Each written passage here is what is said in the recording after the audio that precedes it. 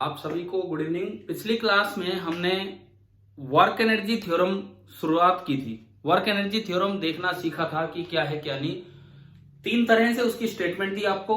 एक बार एक सिंगल पार्टिकल पे सिंगल फोर्स, सिंगल पार्टिकल पे multi forces and then a system of particles. और अल्टीमेटली हमें पता लगा कि work done by all the forces equal to change in kinetic energy. ये आपकी है वर्क एनर्जी थ्योरम।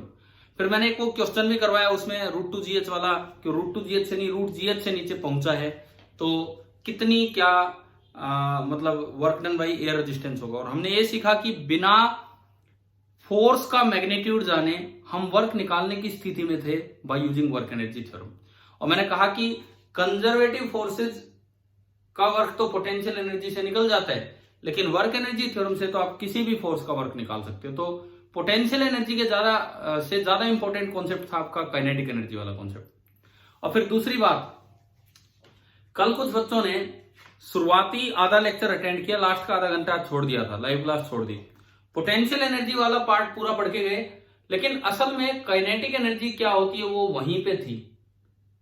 चलो मैं आपसे ही पूछता हूं अभी, भावना आप मुझे बताएंगे काइनेटिक एनर्जी का फॉर्मूला क्या होता है, किसी भी पार्टिकल की काइनेटिक एनर्जी का फॉर्मूला। हाँ जी भावना, आवाज सुन रही है मेरी?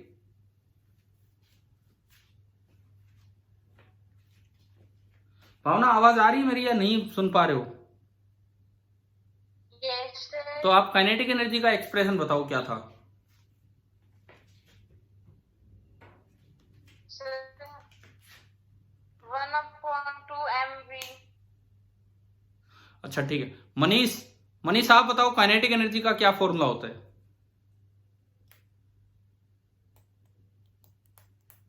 मनीष काइनेटिक एनर्जी का क्या फॉर्मूला होता है बताएंगे? हो ही नहीं क्या, अभी क्लास में नहीं हो? Sir, 1/2 mv square. ना रुको आप, मनीष कुमार यार आप हो क्लास में, जवाब दीजिए ना, काइनेटिक एनर्जी का फॉर्मूला।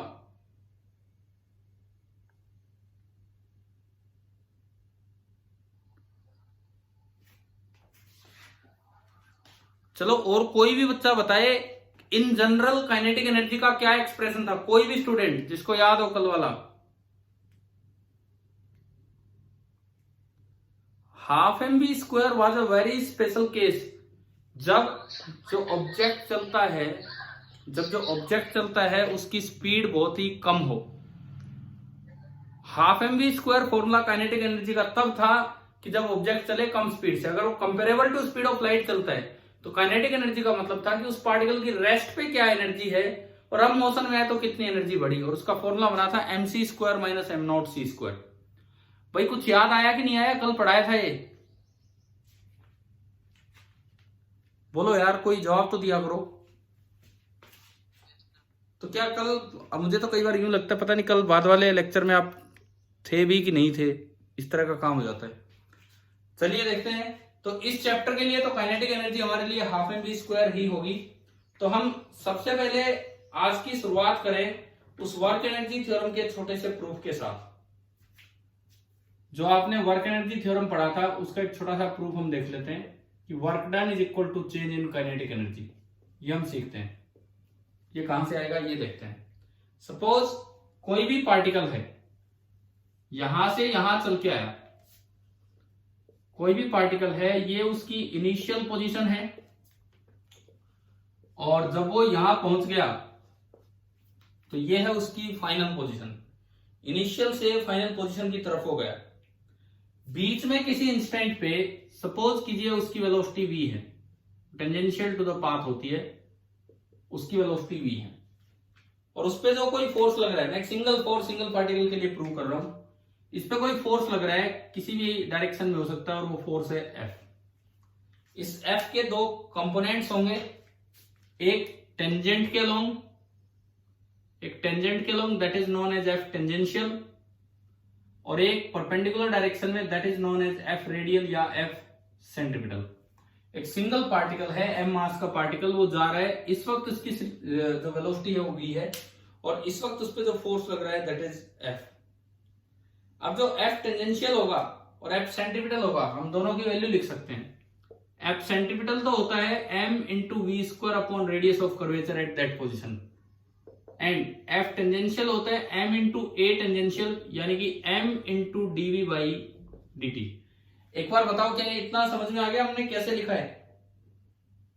Yes sir. ठीक है, अब देखो नॉर्मली स्पीड काफी कम होती है as compare to speed of light, तो जो काइनेटिक एनर्जी है मैं उसे k से रिप्रेजेंट कर रहा हूं।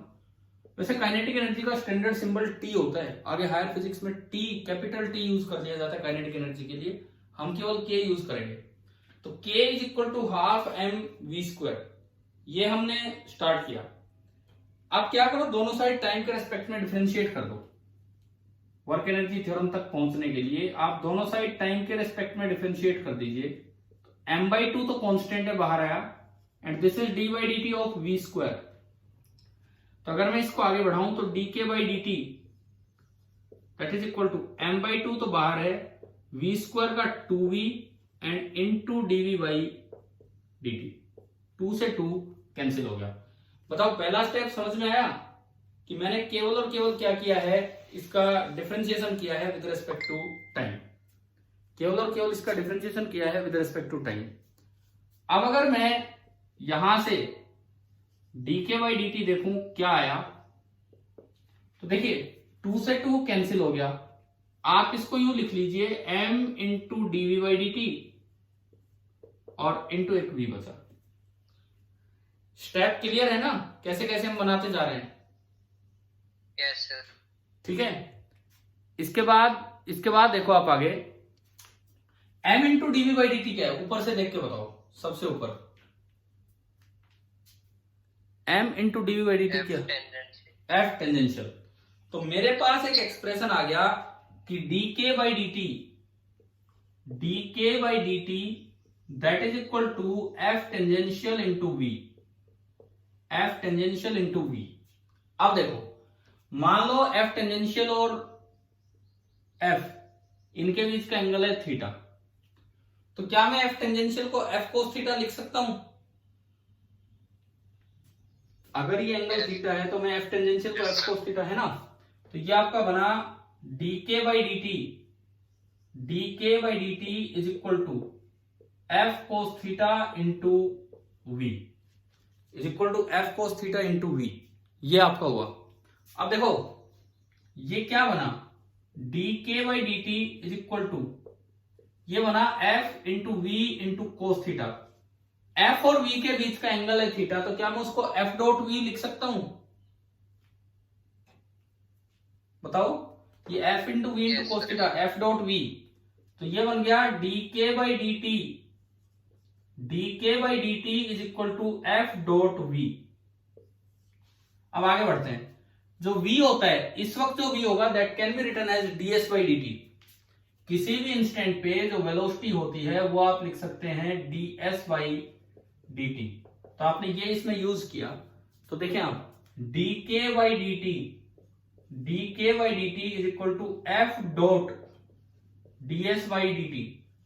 ds से dt से dt कट गया और ये इक्वेशन आई f dot ds that is equal to dk। आप बताओ यहां तक आया समझ में? भाई क्लियर है ना, एक एक स्टेप कैसे किया हमने? Yes sir. अब इसके बाद इंटीग्रेटिंग बोथ द साइड्स, तो आपने दोनों साइड इंटीग्रेशन किया, तो integral f dot ds that is integral dk, initial से फाइनल, और यहां भी लिमिट लगेगी k इनिशियल से k final. Integral f dot ds के बाय डेफिनेशन क्या होता है? Integral f dot ds by definition क्या होता है? वर्क, कि इस फोर्स ने कितना वर्क किया, integral f dot ds is work, and integral D के होगा और लिमिट k इनिशियल से k फाइनल, तो जब आप लिमिट पुट करेंगे तो वर्क डन आ गया k final minus k initial. तो एक सिंपल फॉर्म में वर्क एनर्जी थ्योरम आ गई कि work done is equal to change in kinetic energy. बताओ भाई ये वाला प्रूफ, ये तरीका आपको समझ में आया कि नहीं आया, कैसे किया? Yes sir. ठीक है, हमने एक फोर्स के लिए प्रूव कर दिया। सिमिलरली आप बाइसिमेट्री कह सकते हो कि यही अगर मल्टी फोर्सेस लगेंगे तो ये सेम थ्योरम एक्सटेंड हो जाती है आगे की तरफ। फिर भी अगर आप कहीं चीजों के लिए, मतलब सिस्टम ऑफ पार्टिकल्स के लिए प्रूव करना चाहें तो उसके लिए भी प्रूव हो सकता है, कोई ऐसी बड़ी बात नहीं है, उसके लिए भी आसानी से प्रूव होता है। लेकिन अभी हम उन प्रूफ पे नहीं जा रहे हैं। आप ये बताओ, वर्क एनर्जी थ्योरम क्या ये बेस्ट तरीका था इसको प्रूव करने का? काइनेटिक एनर्जी को डिफरेंशिएट करके और आप पहुंच गए। समझ में आ गया ना सभी को किस तरह से किया है? Yes sir. ठीक है, ठीक है, ठीक है। अब बढ़ते हैं, आगे बढ़ते हैं। अब हम इसको यूज करना सीखेंगे। जैसे कल भी एक सवाल में करवाया था वर्क एनर्जी थ्योरम का यूज। अब आगे बढ़ते हैं कि कैसे। आज जो टेस्ट आपका लिया ऑन सर्कुलर, कुल मिला के 16 बच्चों ने पेपर दिया, जिसमें कुछ 12th के भी हैं। पिछला जो टेस्ट आपका हुआ था काइनेमेटिक्स ऑफ सर्कुलर मोशन, वो भी 16-17 बच्चों ने पेपर दिया था, जो खाली आपकी क्लास के ही थे। तो अब ये कम हो गए, या तो ये पता नहीं नया सेक्शन बना उसमें गए हैं, ये कहाँ है। अब हमारा तो इन बच्चों से संपर्क ही नहीं, अभी ना तो क्लास में आते हैं ना कुछ और। कम से कम आप जो भी, मैं तो यही मान के चलता हूँ कि भाई मेरी फिजिक्स की क्लास में 10 बच्चे हैं, इस सेक्शन में 10 बच्चे, मैं तो ये मान के चल रहा हूँ। और वो 10 के 10 बच्चे अब अगले वीक, क्योंकि हमें एक वीक और आगे टाइम मिल गया है, तो अब एक टेस्ट हो जाएगा वर्क एनर्जी एंड पावर पे। इसी तरह 100 मार्क्स के पेपर होंगे, ताकि आपकी कुछ प्रैक्टिस हो। और ये पेपर कब डिस्कस करोगे, सर्कुलर वाला? पहले आप ट्राई कर लो, नहीं पहले आप ट्राई कर लीजिए, उसके बाद मैं डिस्कस करवा दूंगा। आज शाम को लगेगा तो आज शाम को, नहीं तो कल। आज ही कर सकते हो तो बहुत अच्छी बात है। चलिए देखते हैं, अभी आगे देखते हैं। अब वर्क एनर्जी थ्योरम ये हमने सीख लिया। अब देखो, एक क्वेश्चन मैंने किया था, करवाया था कि आप एक बॉल को थीटा एंगल तक खींच ले गए थे। एल लेंथ की स्ट्रिंग है, एम इसका मास है, और आप फोर्स लगा के, एक फोर्स आपने कोई एक्सटर्नल फोर्स एफ लगाया, और आप इसको थीटा एंगल तक ले गए थे। किया था क्या ये सवाल, ध्यान है? तो उस दिन जब ये क्वेश्चन किया, तो हम आपसे बोल रहे थे कि भाई एक कांस्टेंट फोर्स लगा के ले गए। हम आज ये नहीं कह रहे कांस्टेंट फोर्स, हम कह रहे हैं बस स्लोली मूव। इस तरह से फोर्स लगाया है, इस तरह से, ना मुझे इसकी डायरेक्शन पता, ना मुझे इसका मैग्नीट्यूड पता, इस तरह से फोर्स लगाया है कि जो बॉल है यहां से यहां स्लोली चल के गई है। उस दिन भी आपने 3 फोर्सेस का वर्क निकाला था। फाइंड वर्क डन बाई, भाई एक तो था mg का, एक था टेंशन का, और एक था f का। ध्यान है कि नहीं? Yes sir. है ना? और मैंने उस दिन ही कहा था कि सेम डायग्राम आता है, एक हल्का सा चेंज हो जाता है। उस दिन f कांस्टेंट था, आज इसको स्लोली लेके जा रहे हैं।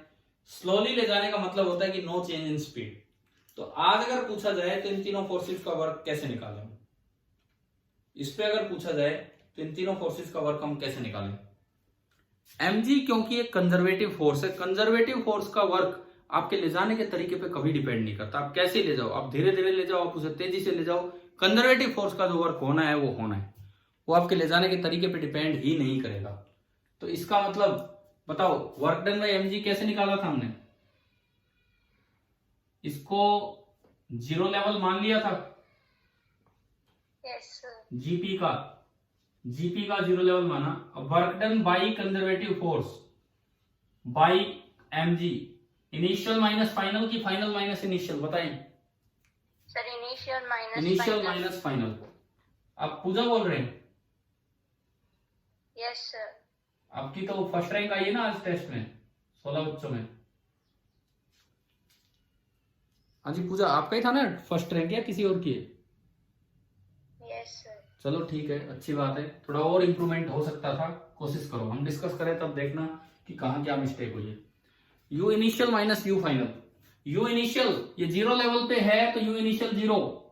और ये कितनी हाइट राइज कर गया था, ये बताया था मैंने उस सवाल में। ये L, तो ये L कोस थीटा, तो ये हाइट रेज कितना था? L minus L cos theta. तो जो U फाइनल होगा, U इनिशियल तो 0 होगा, एंड U फाइनल होगा mg into L common 1 minus cos theta. ये उस दिन भी करवा दिया था, तो ये आपका पहले का आंसर आ गया। वर्क डन बाई टेंशन बोले, बताइए वर्क डन बाई टेंशन क्या होगी? वर्क डन बाई टेंशन क्या होगी? हाँ जी, वर्क डन बाई टेंशन जैसे उस दिन करवाया था उसी तरह से, कोई चेंज थोड़ी है। आज भी टेंशन तो लगेगा रेडियली, और किसी भी वक्त जो डिस्प्लेसमेंट होगा वो होगा टेंजेंशियली, और टी और डीएस के बीच का जो एंगल है दैट इज 90 डिग्री। टी और डीएस के बीच का एंगल है 90 डिग्री। तो बताएं वर्क डन बाई टेंशन कितना होगा? Sir 0। Zero. Integral T dot DS और टी डॉट डीएस से जीरो, टेंशन का वर्क जीरो आ गया। अब एक चीज बच गई, फोर्स। उस दिन सवाल में बोला था कि फोर्स कांस्टेंट है, उस दिन आपको बोला गया था कि फोर्स कांस्टेंट है, तो आपने एफ डॉट एस करके और किसी तरह ज्योमेट्री का यूज करके वर्क निकाल दिया। अभी बताओ अभी वर्क कैसे निकाले? कुछ आइडिया नहीं दिया कि फोर्स किधर लग रहा है, कांस्टेंट है, वेरिएबल है, कैसा है, बस ये बोला है कि पार्टिकल को स्लोली लेके जा रहे हैं। हाँ, हम ये जानते हैं कि अगर पार्टिकल स्लोली जाता है तो उसकी एक्सेलरेशन कितनी होती है? जीरो। पढ़ा है ना, ये हमने पढ़ा होगा ये तो। तो स्लोली लेके गए हैं, change in kinetic energy zero होगा, एक्सेलरेशन जीरो होगी, स्पीड में कोई चेंज नहीं होगा, लेकिन फोर्स का नहीं पता वो किस तरह से चेंज हो रहा होगा। हर वक्त नेट फोर्स को जीरो करने के लिए फोर्स लगेगा। तो अब आप ये बताओ कि इस फोर्स का वर्क कैसे निकालें?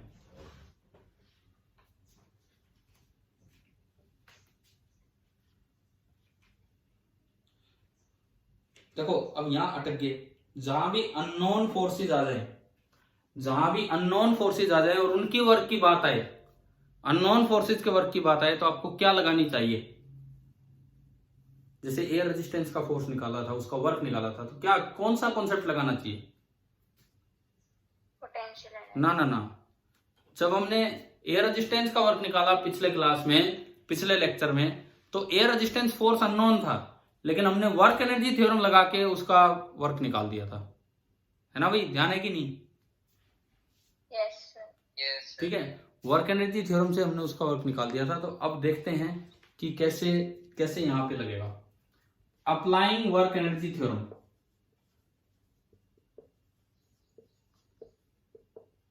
तो work done by all the forces on the particle is equal to change in kinetic energy of the particle. अब तीन तीन फोर्स हैं, work done by mg plus work done by tension plus work done by f, और क्योंकि slowly लेके गए हो तो चेंज इन काइनेटिक एनर्जी कितना होगा? जीरो। तो देखो टेंशन का वर्क आपके पास है जीरो, mg का वर्क है माइनस, वो ऊपर लिखा हुआ है mgl common 1 minus cos theta, plus work done by tension zero, plus work done by f, and this is zero. तो अगर आप यहां से देखें तो वर्क डन बाई एफ ये उधर जाके पॉजिटिव हो जाएगा, और वर्क डन बाई एफ निकल के आएगा mgl into 1 minus cos theta. तो उस दिन से तो बहुत अलग आंसर आ रहा है। तो सवाल ध्यान है, तो उस दिन हमने करवाया था, उस दिन उसका आंसर आया था fl साइन थीटा, वो x को रिप्लेस किया था और इस तरह से उस दिन आंसर आया था fl साइन थीटा जब f कांस्टेंट था, और आज f का वर्क आ रहा है mgl into 1 minus cos theta, क्योंकि f के बारे में तो हमें पता ही नहीं है कि क्या है क्या नहीं। बताओ भाई वर्क एनर्जी थ्योरम का यूज समझ में आया कि नहीं? Yes sir. ठीक है, ऐसा कोई भी सवाल जिसमें पीछे कोई फोर्स आपको दिखा रखा हो, बता रखा हो, और अगर उसकी जगह स्लोली वर्ड आ जाए तो आपको इस तरीके से उसका वर्क निकाल लेना चाहिए। जैसे एक दिन एक और सवाल किया था हमने बी और एच वाला, थोड़ा याद आ रहा है? एक आर्बिट्रेरी सा प्लेन दिया था और उस पे एक साइड बी बोली थी और एक साइड एच, और उसको ऊपर लेके गए थे, ग्रेविटेशनल फोर्स का, नॉर्मल रिएक्शन का, फ्रिक्शन का, एफ का, इन सब का वर्क निकाला था। ठीक है, करवाता हूं, मैं करवाता हूं आपको वही सवाल, शायद डायग्राम बनाऊं तब ध्यान आ जाए। मतलब वर्क एनर्जी थ्योरम अब हम सीख रहे हैं आज की क्लास में कि कैसे वर्क एनर्जी थ्योरम अप्लाई करनी है, वो हम सीख रहे हैं ढंग से।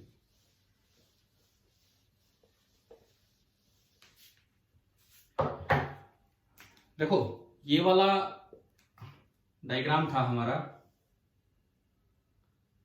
और इस तरह का कोई पाथ था जिसकी कर्वेचर बार बार चेंज हो रही है। ये लेंथ b थी, ये लेंथ h थी, और एक एम मास को आप यहां जमीन से उठा के लेके जा रहे थे, कैसे भी करके आपने फोर्स लगाया F। याद आ गया क्या ये सवाल? कुछ ऐसा किया था, ठीक है। अब मैं पूछता हूं कि find work done by F if the block is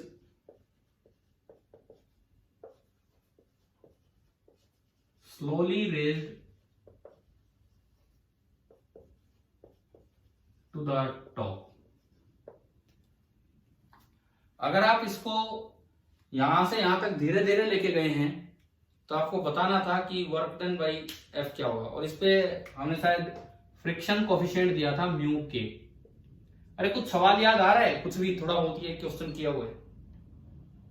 yes sir. तो मैंने उस दिन ना आपसे mg का वर्क पूछ लिया, नॉर्मल का वर्क पूछा, फ्रिक्शन का पूछा, लेकिन अप्लाइड फोर्स का नहीं पूछा क्योंकि उस समय हम इस कंडीशन में ही नहीं थे। अप्लाइड फोर्स का नहीं पूछा, बस ये दे दिया कि कैसे करके इसको लेके जा रहे हैं। और पता नहीं मुझे अप्लाइड फोर्स का भी पूछ लिया हो तो कुछ और कंडीशन होगी कि टेंजेंशियली लगा के जा रहे हैं, लेकिन आज बोला है कि स्लोली लगा के जा रहे हैं, तो अब आपको बताना है। तो अब देखो ये फोर्स तो अननोन है, ये फोर्स तो अननोन है दरअसल हमारे लिए, हमें नहीं पता कि ये फोर्स कितना लगा है। तो आप क्या करेंगे, आप अप्लाई करेंगे फिर दोबारा से वर्क एनर्जी थ्योरम। आप फिर दोबारा इस पे वर्क एनर्जी थ्योरम अप्लाई करेंगे। वर्क एनर्जी थ्योरम कहती है कि work done by all the forces is equal to change in kinetic energy. Work done by all the forces is equal to change in kinetic energy. तो अगर हम ये apply करें यहां पे, एक तो mg, एक नॉर्मल रिएक्शन, एक फ्रिक्शन और एक अप्लाइड फोर्स F, और स्लोली ले गए हैं तो ये 0 होगा। अब आज F का वर्क पूछा है और उस दिन मैंने इन तीनों का वर्क निकलवाया था। तो आप बताओ, एक इक्वेशन और बढ़ाई हमने, वर्क एनर्जी थ्योरम लगाई, और क्या F का वर्क आ जाएगा कि नहीं? Yes sir. ठीक है। अब हम एक एक करके अगर इसमें पुट करें, mg का जो वर्क है, mg का वर्क मैं आपको बता देता हूं डायरेक्ट, सीधा दिख रहा है माइनस mgh। कैसे? u इनिशियल, भाई कंजर्वेटिव का वर्क तो पोटेंशियल एनर्जी के चेंज से निकालो। ग्राउंड पे रखा है u इनिशियल 0, h साइड पे पहुंच गया तो u फाइनल mgh, तो work done bye mgh initial minus final, तो 0 माइनस mgh, तो ये हो गया minus mgh। Work done by normal कितना है बोलो? करवाया था ये भी उस दिन, जैसे अभी स्ट्रिंग का वर्क 0 आया था, जैसे अभी स्ट्रिंग का वर्क 0 आया था, उसी तरीके से नॉर्मल का भी वर्क कितना हो जाएगा? 0 हो जाएगा। समझ में आ गया होगा? Yes sir. तीसरी बात, फ्रिक्शन का वर्क, वो अगर मैं आपको याद दिलाऊं, उस दिन बना था इंटीग्रल ds cos थीटा, फिर cos थीटा को हमने लिख लिया था dx अपॉन ds। थोड़ा याद आया क्या था क्या नहीं? Yes sir. और ये आया था minus mu k into m g into b. भाई ऐसे कहीं बीच में पहुंच के ds था, ये dx था, ये dy था, xy, और उससे करवाया था, करवा रखा है ये सवाल आपको, है ना। अब मैंने एक स्टेप आगे बढ़ा दिया कि अब मैंने पूछ लिया कि इसका वर्क बताओ, अगर आप स्लोली लेके गए हो तो आपको कितना फोर्स लगाना पड़ा। तो बताइए क्या अब समझ में आ गया वर्क एनर्जी थ्योरम से कैसे निकालना था? Yes sir. तो यहां से अगर आप देखेंगे तो work done by this force, इन दोनों को उधर भेज दो, तो उधर भेजेंगे तो mgh, और ये भी plus mu k into m g into b. ये आपका आ गया total work done by the external force.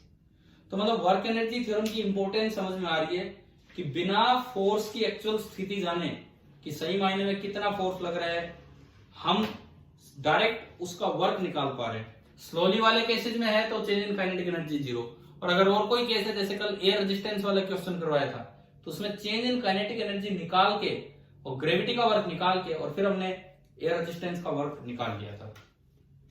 हमें क्लियर हुआ वर्क एनर्जी थ्योरम की एप्लीकेशन यहां तक? ठीक है। अब स्लोली नहीं होता है, इसमें देखते हैं, जैसे मान लो मैं एक और काइनेटिक एनर्जी में चेंज का कोई क्वेश्चन करवाता हूं इसमें वर्क एनर्जी थ्योरम से। इस चैप्टर की मोस्ट इंपॉर्टेंट थ्योरम ये है वर्क एनर्जी थ्योरम। सपोज एक टेबल है एच हाइट की,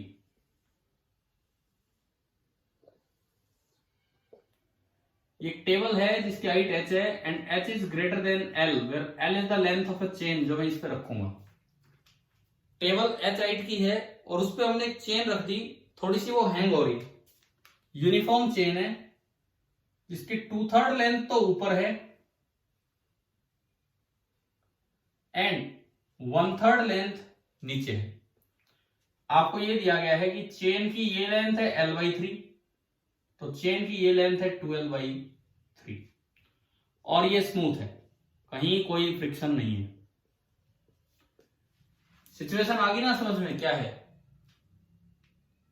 ठीक है, ये टेबल है, फिक्स है ग्राउंड पे इस तरह से। ग्राउंड स्मूथ नहीं है, ग्राउंड तो रफ होगा, टेबल फिक्स है उस पर, लेकिन वो टेबल और चेन के बीच में फ्रिक्शन नहीं है। अब पहले तो ये बताओ, क्या ये चेन यहां रुकी रहेगी या स्लिप कर जाएगी?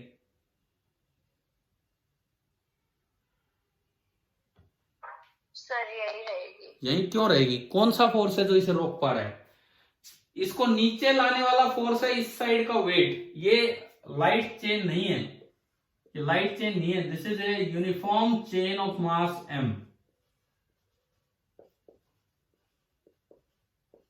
This is a uniform chain of mass m। आप ये बताओ, क्या इसका मास 1/3 मास m/3, क्या m/3 जी इसको नीचे नहीं खींचेगा, नीचे की तरफ? बोलो बोलो जल्दी बोलो, क्या इस हैंगिंग पोर्शन का मास का वेट इसको नीचे की तरफ खींचेगा कि नहीं खींचेगा? बिल्कुल खींचेगा। रोकने वाला अगर यहां होता तो फ्रिक्शन होता। आप ऑब्जर्व करते हैं, आप टेबल पे ऐसे रख दें थोड़ा सा पार्ट हैंग करके, तो चेन गिरती नहीं है, या कोई ऐसी रोड है वो गिरती नहीं, इस तरह की चीज क्यों नहीं गिरती? क्योंकि टेबल पे फ्रिक्शन होता है। टेबल पे फ्रिक्शन होता है और वो फ्रिक्शन इतना सफिशियंट होता है कि वो हैंगिंग पार्ट के वेट को बैलेंस करा देता है, और तो कोई फोर्स होता ही नहीं। अब मैंने कहा ये स्मूथ है, तो अब बताओ ये स्लिप करेगी कि नहीं करेगी? बिल्कुल करेगी। तो आपको इसमें क्या निकालना है कि find the speed of the chain, find the speed of the chain when it completely slips off from the table। completely slips off का मतलब है कि ये वाला हिस्सा यहां पहुंच जाए, जब तक कि जमीन पे टकराएगी नहीं, क्योंकि h is greater than l, ये आपको दिया गया है। तो जब ये वाला हिस्सा वहां पहुंच जाए तो उस वक्त आपको बताना है कि इसकी स्पीड क्या होगी। बस यही आपको बताना है और कुछ नहीं। कैसे करें बताओ? मैं जस्ट आपको करने का हिंट देता हूं, 2 मिनट आप ट्राई करेंगे, उसके बाद मैं बोलूंगा। आप इनिशियल जीपी लिखेंगे, जीरो लेवल मान लो, जीरो लेवल कहीं मान लो, ग्राउंड छोड़ो, इसको मानो जीरो लेवल, ये टेबल टॉप को अपने अकॉर्डिंग सोचा करो कि क्या जीरो लेवल मानना चाहिए। तो हमने टेबल टॉप को जीरो लेवल मान लिया, इस पोर्शन का यू इनिशियल जीरो हो जाएगा, और इसका आपको पता है कि कैसे लिखते हैं, यू इनिशियल लिखो, जीपी इनिशियल। फिर जब ये पार्ट यहां आ जाए तो ये चेन यहां बनेगी एल लेंथ की, यहां उसका सेंटर पे रख के फिर आप जीपी फाइनल लिखना। फिर वर्क डन बाई ग्रेविटी निकल आएगा, चेंज इन पोटेंशियल एनर्जी से। वर्क डन बाई नॉर्मल, आप जानते हैं कि नॉर्मल हमेशा चेन की डिस्प्लेसमेंट के परपेंडिकुलर रहेगा, तो आपको उसका भी वर्क दिखेगा। और 2 ही फोर्स लग रहे हैं, तीसरा कोई फोर्स है नहीं, तीसरा कोई फोर्स ही नहीं है, फ्रिक्शन है ही नहीं। और फिर आप लास्ट में निकाल दो, लगा दो वर्क एनर्जी थ्योरम। ये यहां से ना रिलीज की गई है, यहां से रिलीज की गई है, तो क्या जो मैंने आपको तरीका बताया आप उससे निकाल पाएंगे इसकी स्पीड? Yes sir. करो भाई करो, 2 मिनट आप ट्राई कीजिए।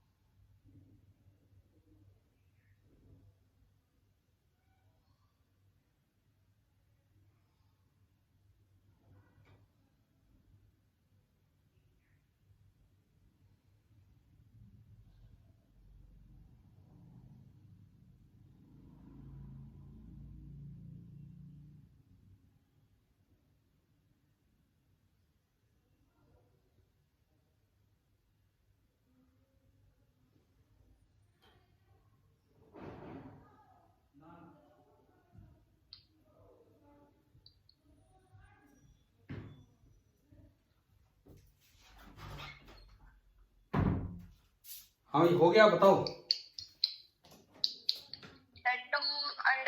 2√2gl/3।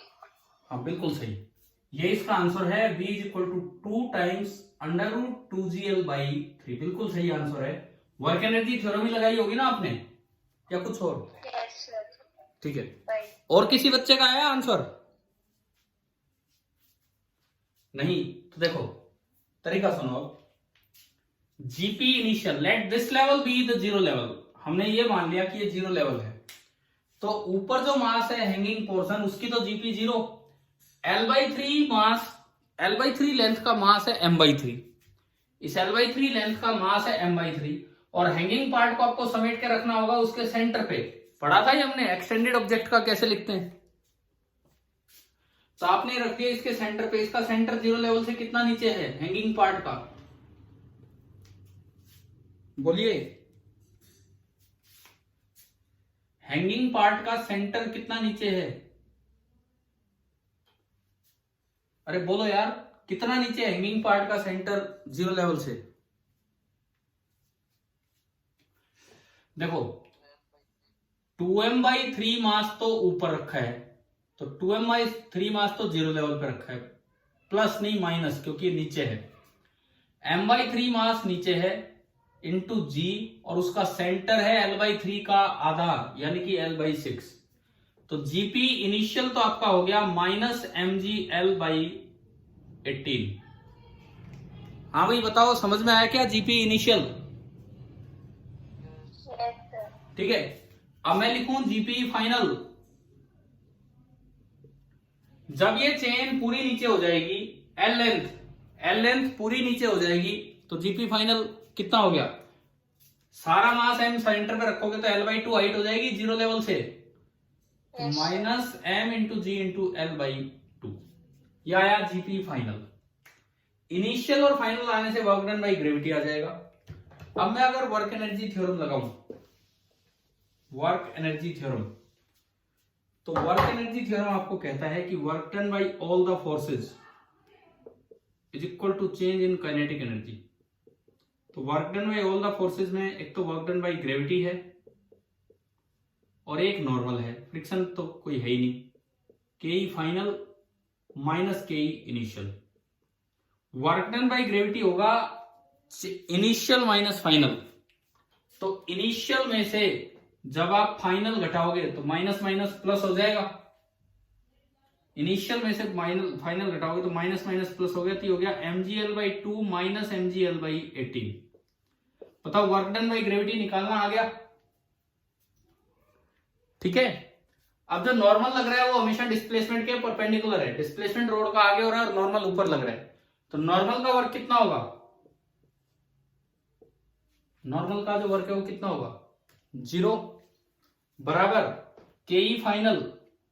के फाइनल कितना हमें निकालना है, इसकी स्पीड तो हाफ mv² मान लो उस समय, और इनिशियली रिलीज किया है तो ये 0।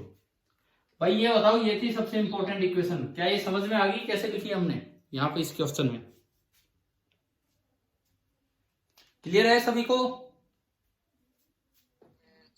आप लोग थोड़ा जवाब दिया करो, जैसे क्लास में बैठे होते हैं सामने उस वक्त भी तो बोलते होते, अब मैं 3 बार पूछता हूं तो बोलते हो। एलसीएम 18, 9 - 1 8, तो 8/18 mgL is equal to half mv²। m से m गया, 2 से 9, sir v square equal to 8/9 gl। v² is equal to √8/9 gl, और 8/9 होता है 2√2/3 gl का अंडर रूट। तो यही आपका आंसर है। तो भाई देखो, वर्क एनर्जी थ्योरम से स्लोली वाले क्वेश्चंस भी किए। अब हम देख रहे हैं कि वर्क एनर्जी थ्योरम लगा के कैसे आपने स्पीड गेन निकाली, कि भाई कितनी स्पीड इसने गेन कर ली। समझ में आ गया ये सवाल? ठीक है, एक और क्वेश्चन करते हैं, एक और सवाल करते हैं। इस बार स्प्रिंग को लेके आते हैं।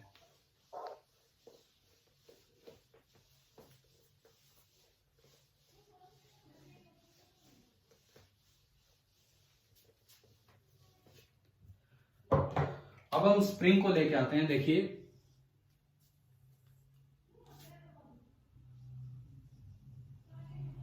ये कोई स्प्रिंग है और ये अपनी नेचुरल लेंथ में है, मासलेस स्प्रिंग है और स्प्रिंग कांस्टेंट है के, और नीचे स्मूथ सरफेस है। मासलेस है तो ये गिरेगी नहीं, कभी सोचो नीचे झुक जाएगी। लाइट स्प्रिंग है और एक एम मास इधर से चल के आ रहा है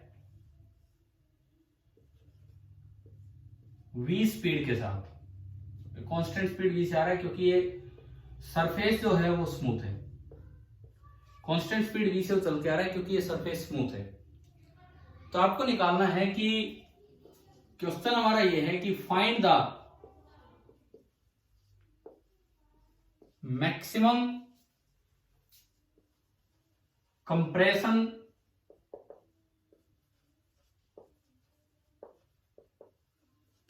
in the spring, find the maximum compression in the spring, कि इसकी वजह से स्प्रिंग में जो धक्का लगेगा तो स्प्रिंग कहां तक कंप्रेस होगी, कितनी कंप्रेस होगी, ये आपको बताना है। देखो कितना कंप्रेशन होगा, क्या होगा क्या नहीं, कब तक होगा ये कंप्रेस। भाई जब तक ब्लॉक चलता रहेगा तब तक तो कंप्रेस होता रहेगा। तो ये कंप्रेशन कब तक चलेगा, जब ब्लॉक की स्पीड कितनी हो जाए, बोलो। ये कंप्रेशन कब तक चलेगा, जब तक ब्लॉक की स्पीड कितनी हो जाए, बिल्कुल जीरो। जिस वक्त ब्लॉक की स्पीड जीरो होगी तब तक ये कंप्रेशन चलेगा ही चलेगा। तो अभी आप देखिए इसका सॉल्यूशन देखिए आप। Kinetic energy initial of block zero नहीं है, सॉरी सर एक बार हम ट्राई कर रहे हैं, रुक जाओ। ठीक है कीजिए आप। लेकिन फोर्सेस सारे लेना, work done by all the forces.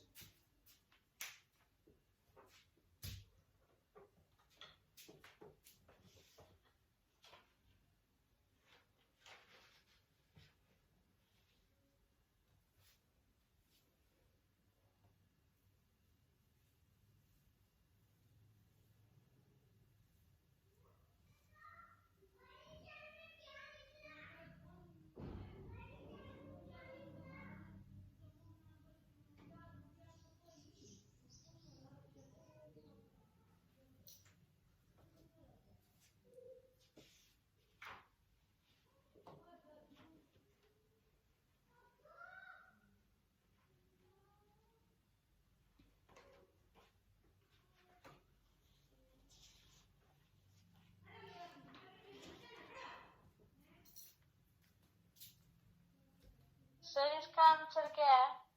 आप बताओ पहले कि क्या है, फिर मैं बताऊंगा। v/m divided by k। सही है। जो x मैक्सिमम आएगा, x maximum that will be v into under root of m by k। ये आपका इसका आंसर आएगा। और बताओ ये और किसी बच्चे का आया हो तो, और आया किसी बच्चे का ये आंसर कुछ भी। देखिए अब देख लीजिए, kinetic energy initial of the block है हाफ एम वी स्क्वायर, और ये मैक्सिमम कंप्रेशन तब तक होगा जब तक ये ब्लॉक चलता रहेगा। तो काइनेटिक एनर्जी फाइनल होगी जीरो, क्योंकि ब्लॉक रुकेगा स्प्रिंग के फोर्स की वजह से और फिर ब्लॉक उधर भाग जाएगा वापस, ये होना है। तो ये तो चेंज इन काइनेटिक एनर्जी दिख गया आपको, डेल्टा के ई इज इक्वल टू के ई इनिशियल माइनस के ई फाइनल, सॉरी के ई फाइनल माइनस के ई इनिशियल, तो ये तो नेगेटिव आया, minus half m v square. ठीक है जी। अब देखो फोर्स कौन कौन से लग रहे हैं ब्लॉक पे। एक तो नीचे लगा होगा mg, एक ऊपर लगा होगा नॉर्मल रिएक्शन, और एक ये दबता जा रहा है तो एक लग रहा होगा स्प्रिंग फोर्स, और तो कोई फोर्स है ही नहीं, स्मूथ सरफेस है। ये फोर्सेस लगे। डिस्प्लेसमेंट इसका हो रहा है इधर, mg के साथ भी डिस्प्लेसमेंट का एंगल 90 और नॉर्मल के साथ भी 90, तो mg और नॉर्मल का वर्क कितना हो गया, जीरो। अब अगर मैं ये इक्वेशन लगाऊं, work done by all the forces is equal to change in kinetic energy, तो work done by normal, work done by mg and work done by spring force बराबर चेंज इन काइनेटिक एनर्जी हमने निकाला minus half m v square. अच्छा जी, ये दोनों तो हो गए जीरो, और स्प्रिंग फोर्स एक कंजर्वेटिव फोर्स है। कंजर्वेटिव फोर्स का वर्क कैसे निकाला जाता है, by using Potential potential energy. तो इनिशियली जब ये दूर है, ये नेचुरल लेंथ में है, तो ईपी इनिशियल कितना है? स्प्रिंग में कोई एक्सटेंशन कंप्रेशन ही नहीं है, तो ईपी इनिशियल कितना है? 0। और जब ये दबा होगा, एक्स दब चुका होगा या एक्स मैक्सिमम दब चुका होगा जिस वक्त ब्लॉक रुका है, तो जब ब्लॉक रुका है तो उस वक्त जो ईपी फाइनल होगा, EP final that will be half into के इंटू एक्स मैक्सिमम का स्क्वायर। बताओ, ईपी लिखना आ गया, इलास्टिक पोटेंशियल एनर्जी।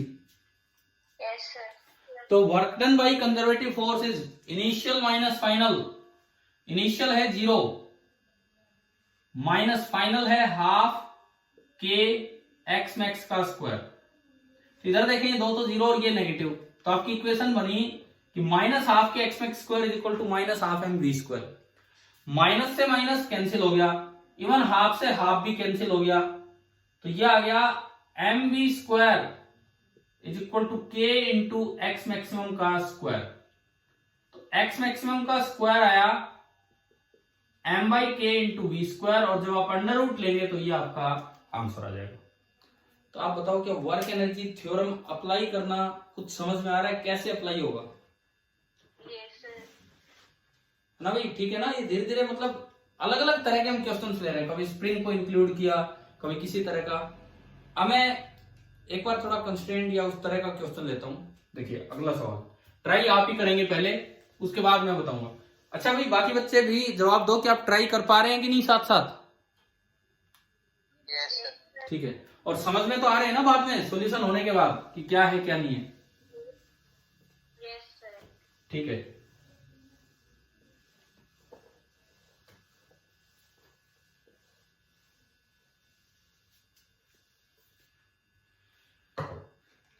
अब हम अगला सवाल लेते हैं।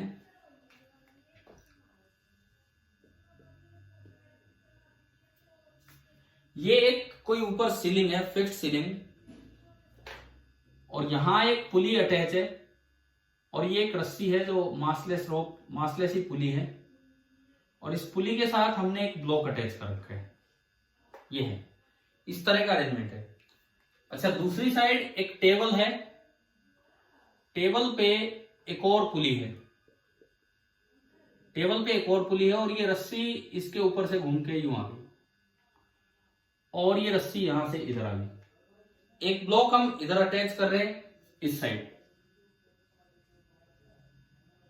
ये ब्लॉक है 4 kg का एंड ये ब्लॉक है 1 kg का। ये पुली मूवेबल है लेकिन मासलेस है, ये फिक्स है और मासलेस है। इस तरह का सिचुएशन है। पहले तो ये बताओ, अरेंजमेंट आ गया समझ में? ठीक है। Yes, sir. और ये रफ सरफेस है, क्योंकि पीछे हम स्मूथ ले रहे थे, ये लो ये रफ सरफेस है, यहाँ पे रफ सरफेस है पूरी। अच्छा, इसके बाद देखो, इसमें मान लीजिए आपको कुछ इंफॉर्मेशन दे रखी है कि जैसे इसको रिलीज किया तो 1 मीटर नीचे चलने के बाद, देखो यहां से ये रिलीज किया है, यहां से इसको रिलीज किया तो अपने वेट की वजह से ये नीचे आएगा। 1 मीटर नीचे चलने में स्पीड गेन कर लेता है 0.3 मीटर पर सेकेंड।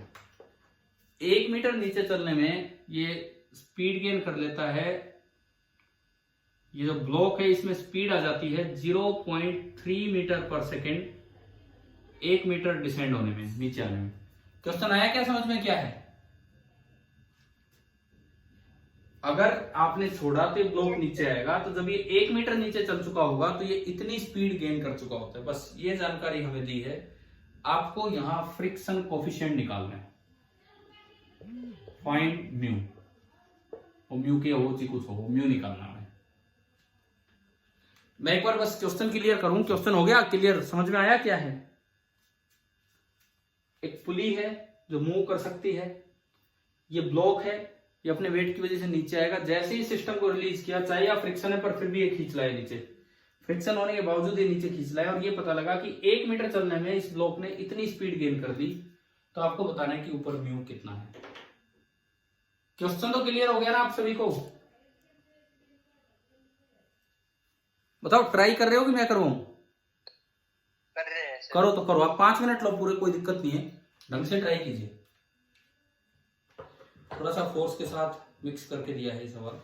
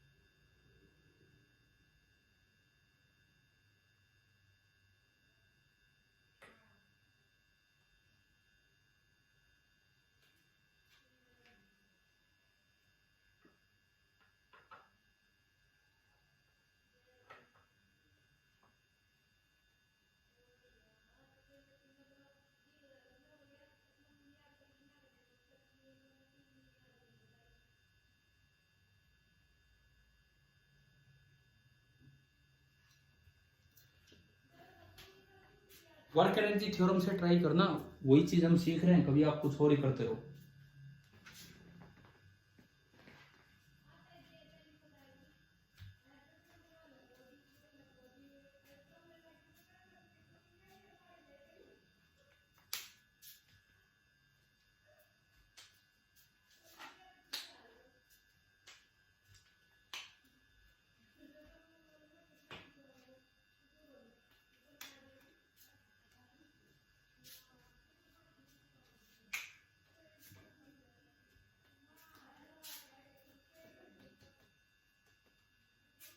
करवाऊं क्या मैं?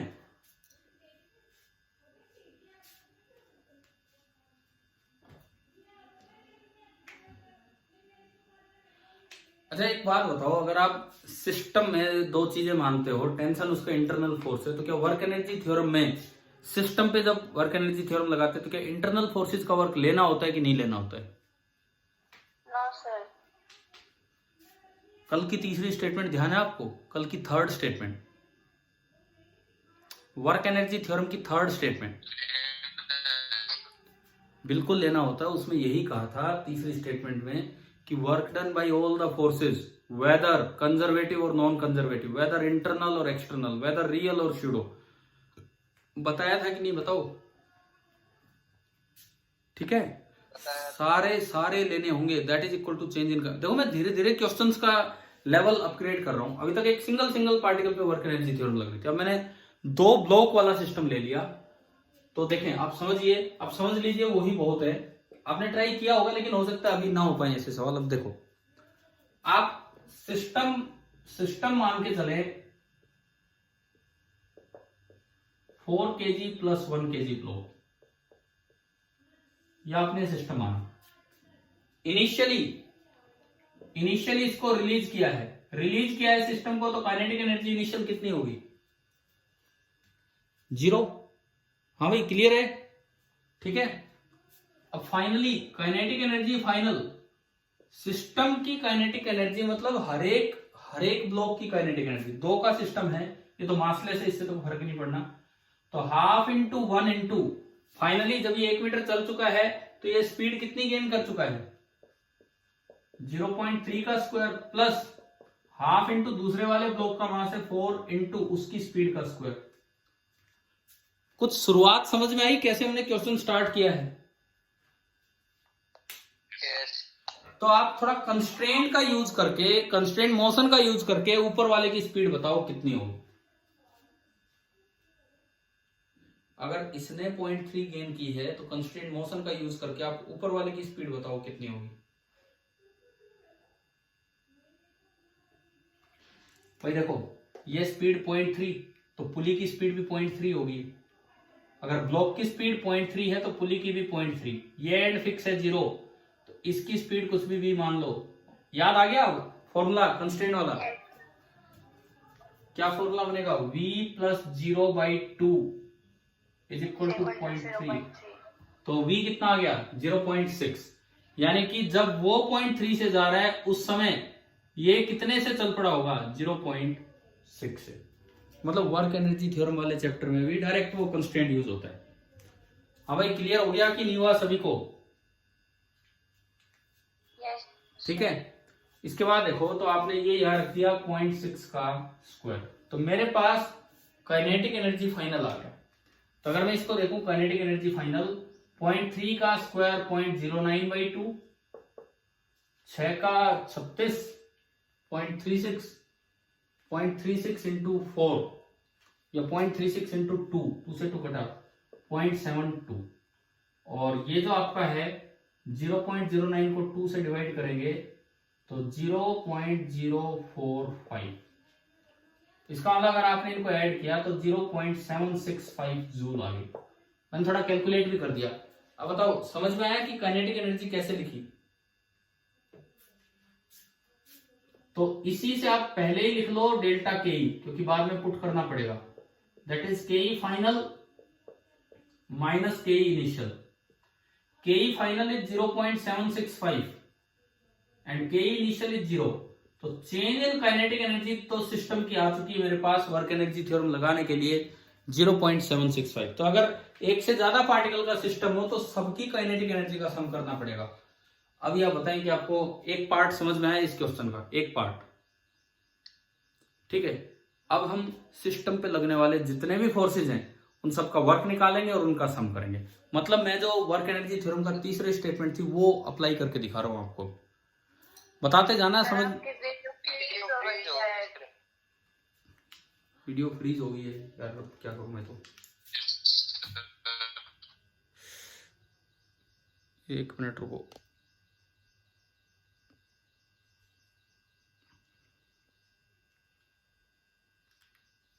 नहीं दिख रहा क्या आपको? कुछ भी नहीं दिख रहा अभी? रुकिए भाई, मैं कुछ नेटवर्क चेंज करके देखता हूँ तो क्या करूं।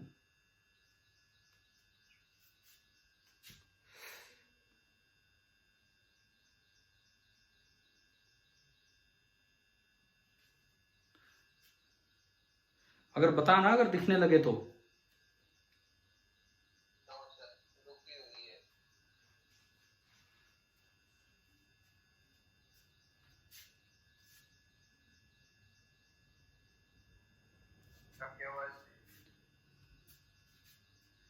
एक मिनट रुके।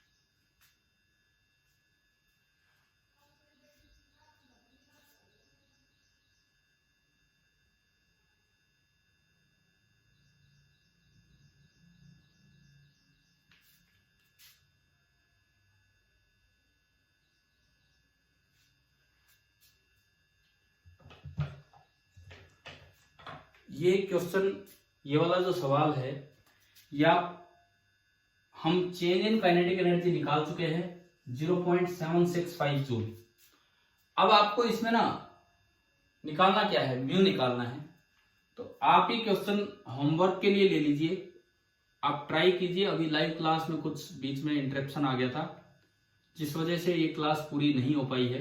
कोई बात नहीं, हम आपको मौका दे रहे, आप ये काम पूरा करेंगे। एक बार आप ये ट्राई करेंगे, उसके बाद मैं इसी काम को थोड़ी देर में या जैसे भी होगा मैं इसको कंटिन्यू करवाता हूँ आपके नेक्स्ट लेक्चर में। ठीक है, थैंक यू।